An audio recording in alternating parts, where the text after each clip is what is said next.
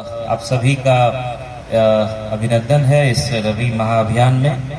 और आप लोग सब लोग जानते हैं कि खरीफ और रबी का जब मौसम स्टार्ट होता है उससे पहले इस तरह के कार्यक्रम होते हैं और इनका उद्देश्य यही है कि लोगों के बीच जो है वो जागरूकता फैले, लोगों को सही तकनीक की जानकारी हो, सही बीज का उपयोग करें, खाद जो आवश्यक हो, जो आपका मृदा स्वास्थ्य कार्ड है, जो सॉइल हेल्थ कार्ड आपको मिलता है, उसमें जिस न्यूट्रिएंट की कमी हो उससे संबंधित खाद का ही उपयोग करें।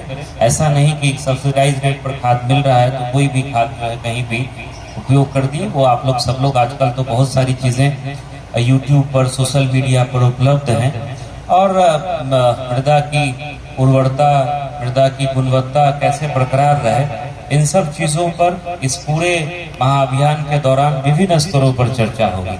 चाहे वो पंचायत के स्तर पर हो, ब्लॉक के स्तर पर हो, जिला के स्तर पर आज ये कार्यक्रम हो रहा है। और ऐसे भी चाहे वो कृषि महाविद्यालय विभिन्न कार्यक्रमों के माध्यम से, कृषि महाविद्यालय का बहुत अच्छा रेडियो FM का स्टेशन है जिसमें कि, और ऐसे भी YouTube चैनल भी है जहाँ काफ़ी अच्छे अच्छे ज्ञानवर्धक जानकारियाँ किसानों के लिए विभिन्न आकर्षक तरीके से प्रदर्शित की जाती है। और भी कृषि विभाग भी जो है विभिन्न तरह के आपके सामने दिया भी गया होगा आप लोगों को, और ऐसे भी वो जो है आपको विभाग की साइट पर उपलब्ध होगा। तरह तरह के सूचना के को आप तक पहुंचाने के लिए पैम्फलेट का निर्माण कर, छोटे छोटे जो है क्लिप बोर्ड्स में इस तरह का सूचनाओं को संकलित करते हुए आप तक पहुंचाने का प्रयास करता है। और हम लोग सब लोग जान रहे हैं कि रबी की बम्पर पैदावार भागलपुर क्षेत्र में होती है। फसल जो है वो बढ़िया होती है और इस बार बारिश भी अच्छी हुई है, मिट्टी में नमी भी अच्छी रहेगी और अच्छी पैदावार की, खरीफ की भी उम्मीद है। पिछले साल हम लोग सब लोग जानते हैं सूखे की स्थिति थी, 117 पंचायतों में सूखा था, धान का उत्पादन बहुत ही कम हुआ था। और इस साल अच्छी बारिश हुई है, देर से ही सही लेकिन बारिश हुई है और जो है इस बार बढ़िया धान की भी। और भागलपुर जाना भी जाता है कतरनी चूड़ा और चावल के लिए, जिसको GI टैग है, इसके सिर्फ देश में ही नहीं अन्य देशों में, पूरे विश्व में भी काफ़ी डिमांड है।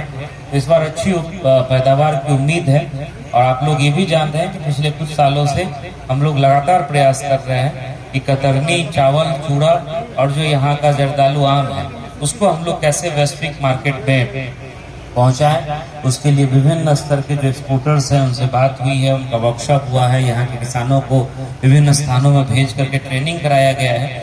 और उसका परिणाम आप लोग देखेंगे कि इस साल भी और पिछले साल भी काफ़ी संख्या में किसानों ने अपने पैदावार को भारत के ही अन्य शहरों में और कुछ लोगों ने विदेशों में भी पहुंचाया है।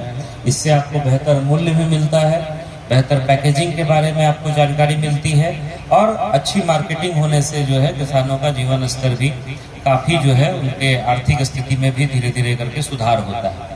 आप लोग सब लोग जानते हैं कि कृषि रोड मैप जो है राज्य सरकार ने लगातार बनाया है और एक नया कृषि रोड मैप फिर बन करके तैयार है। और आगे आने वाले कुछ दिनों में सब लोग आप लोग न्यूज़ में देख रहे होंगे कि महामहिम राष्ट्रपति महोदय आएंगे बिहार में और कृषि रोड मैप की एक तरह से शुरुआत होगी।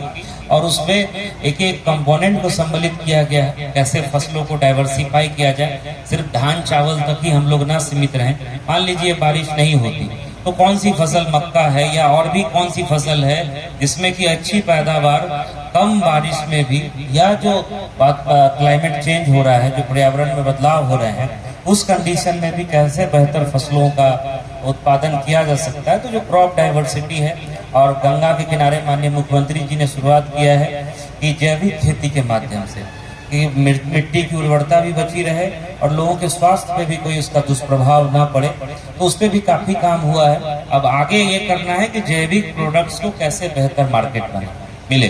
तो ये जो अगला रोड मैप होगा तो इस पे मार्केटिंग और इस एस्पेक्ट्स पे काफ़ी काम भी करना होगा और काफ़ी इसमें कृषि विभाग के पदाधिकारियों को इस दिशा में किसानों के साथ कंधे से कंधा मिला करके इस क्षेत्र में भी बेहतर प्रयास करने होंगे।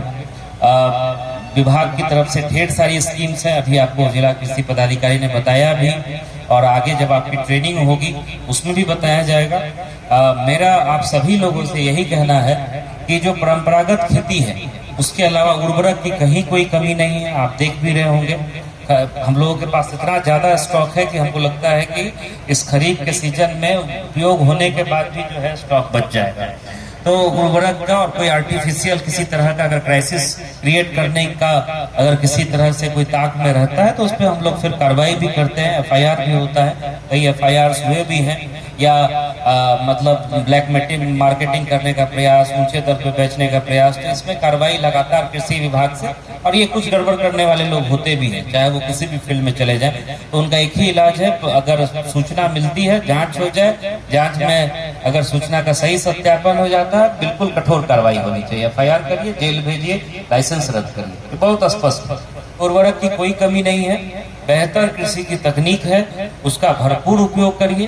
कुछ चीजें बिल्कुल ध्यान में रखनी है, जैसे हम लोग फसल अवशेष को, ऐसे भागलपुर में एक कम है, अन्य जिलों में फसल अवशेष को लोग जला देते हैं, इससे आपकी मिट्टी की उर्वरता भी खराब होती है, वायु भी प्रदूषित होता है और आपके पैदावार के लिए, फसल के पैदावार के लिए भी अच्छा नहीं है। और इसके लिए फिर दंडात्मक कार्रवाई भी है। अगर आप, क्योंकि आजकल सैटेलाइट से मैप आ जाता है, पंजाब और इन सब एरिया में तो काफी ज्यादा होता है, इससे पूरी दिल्ली में भी प्रदूषण बढ़ जाता है, हमारे जिले में कम है जो मेरी सूचना है। लेकिन आप लोग बताइए किसानों को, काफी संख्या में किसान सलाहकार समन्वयक यहाँ होंगे, ये फसल अपशिष्ट को जलाना बिल्कुल जो है गलत है। और अगर आप जलाएंगे तो आपको जो DBT के माध्यम से, अब किसानों को राशि क्या है सीधे उनके खाते में मिलता है, कोई बीच में कोई जो है किसी के थ्रू मिलेगा, वो सब सिस्टम विभाग ने बंद कर दिया। तो DBT की जो राशि है वो बंद हो जाती है और वो आपके खेती के लिए भी जो है गलत है। और आगे अगर किसान जानबूझ करके फिर करता है तो उस पर दंडात्मक कार्रवाई भी करने का प्रावधान है, तो वो नहीं करना है। नवीन तकनीकों का उपयोग करना है, फसल को जितना आप डाइवर्सिफाई कर सकते हैं और जो परंपरागत खेती है उसको बरकरार रखते हुए हम लोग कैसे जो है अन्य फसलों की तरफ बढ़ सकते हैं, इस पर भी कृषि विभाग लगातार आप लोगों का सहयोग करता रहता है, चाहे वो आत्मा हो, भूमि संरक्षण हो, वो हॉर्टिकल्चर हो। जैसे यहाँ मधु शहद उत्पादन का बहुत बड़ा क्षेत्र है, ये पूरा जो भागलपुर बांका, तो यहाँ जो प्रोसेसिंग यूनिट है हम लोगों ने एक जयपुर में भी लगाया है, जीविका के माध्यम से संचालन हो रहा है। तो इस सब हनी का प्रोसेसिंग, फूल का उत्पादन और तरह तरह की और भी चीजें, स्ट्रॉबेरी बहुत सारे किसान करते हैं, फल की खेती है। और फल में भी कुछ जो गैर पारंपरिक जो इस एरिया में पहले नहीं होता था, मशरूम एक बहुत कॉमन चीज हो गई जिसमें काफी अच्छा काम हुआ है, शिमला मिर्च हो और इस तरह की अन्य जो भी फसलें जिसको आपको लगता है कि आप अच्छा कर सकते हैं। और कृषि के साथ साथ जो एलाइड एक्टिविटीज हैं, चाहे वो मछली पालन हो, वृक्षारोपण हो, वो आपका जो है कंपोस्ट का काम हो, वो मुर्गी पालन हो, उसमें भी काफी कृषि विभाग की तरफ से और उद्योग विभाग की तरफ से भी आप देखेंगे कि मक्का इस क्षेत्र में इतना होता है, बाहर से ट्रेडर्स आते हैं, मक्का खरीद के लेके चले जाते हैं। और जो हम लोगों को एनिमल फीड, चाहे वो मछली के लिए हो, वो आपका मुर्गी के लिए हो, वो काफी प्रॉफिट लेकर के वो कंपनियां यहाँ जो है फिर बेचती हैं। क्यों नहीं यहाँ पर प्लांट लग सकता है? कुछ जो प्रोग्रेसिव किसान है, जो सक्षम है, उनको आगे आना होगा। और उद्योग विभाग की भी स्कीम है, कृषि विभाग की भी स्कीम है। पैक हाउसेस काफी भागलपुर में बनने के लिए लगातार विभाग की तरफ से हम प्रयास किया जा रहा है। पैक हाउस बनने से फसल जो आपकी पैदावार होगी, चाहे आम हो, सब्जी हो और कोई फल हो, तो उसके सॉर्टिंग, पैकेजिंग और उसके प्रोसेसिंग में भी काफी सुविधा होगी। तो अब इन सब चीजों में हम लोगों को आगे बढ़ना होगा और इन सब दिशा में हम लोगों को सोचना होगा।